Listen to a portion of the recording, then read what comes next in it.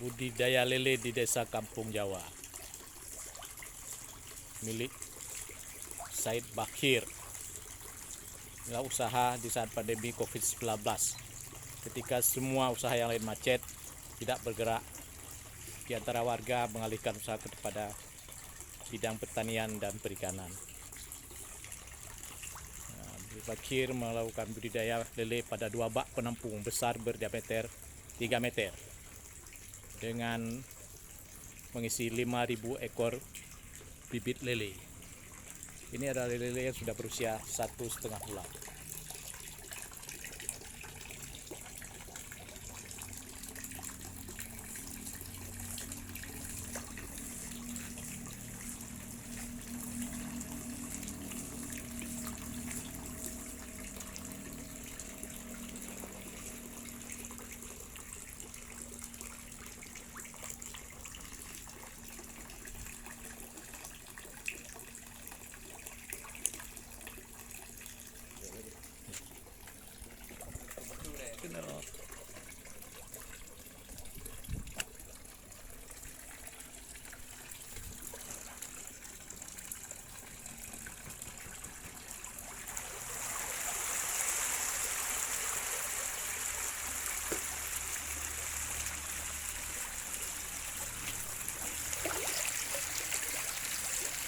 Lele-lele yang sudah berusia 1,5 bulan ketika diberi makan.